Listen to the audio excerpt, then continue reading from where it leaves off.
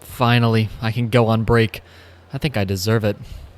Wait, what's this? Glitch YouTube notification? Oh, sweet. I guess they want to get people hyped up early than their last one did. Probably not coming out anytime soon because it hasn't even been that long since the previous episode.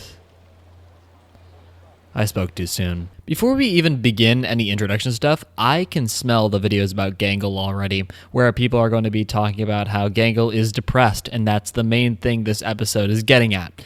There isn't any issue here because I was thinking the same thing at first, but there is one scene that changed my entire view of the episode, and I think you should know what this is before I dive deeper into the episode, but first, I want to actually have a proper intro.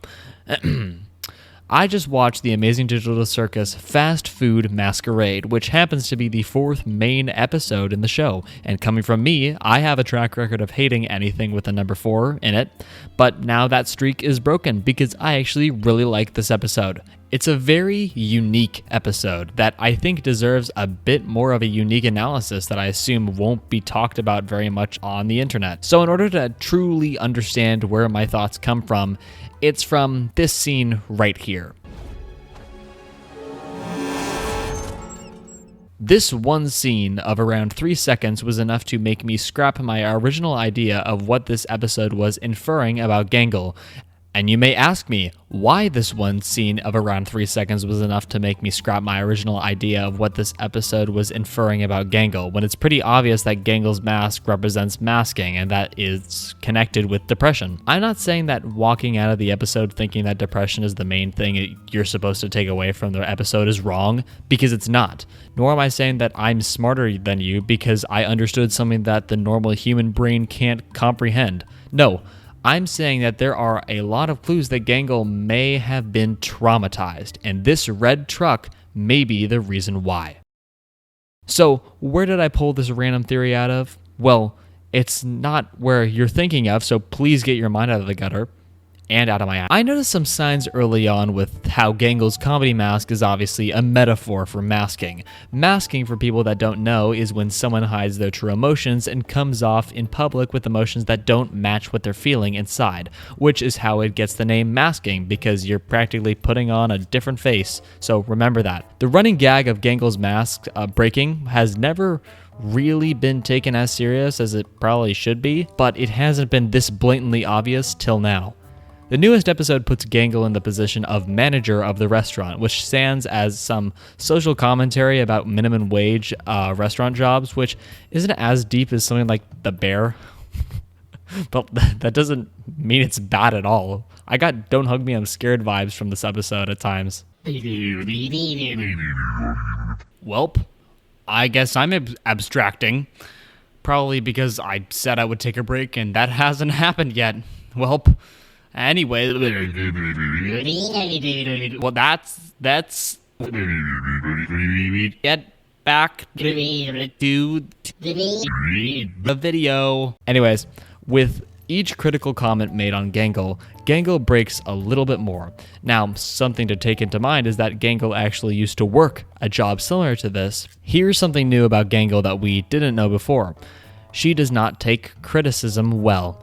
Each time something critical happens, you can hear a breaking sound effect in the background, symbolizing a metaphorical mask of Gangle's breaking from not physical destruction, but mental destruction. I'm also glad that Pomni is not the main character of this episode, because it offers the episode to be more grounded in its simple premise and its hyper-focus on revealing more about Gangle. It's the most unique episode, and I kind of like it for that. Now, let's talk about the trauma thing. It's heavily hinted at in the episode without saying it out loud that Gangle is depressed. When she has a job to do, all of her insecurities go away. But when there is nothing to distract her, she gets caught up in her own mind, like how this one scene shows it.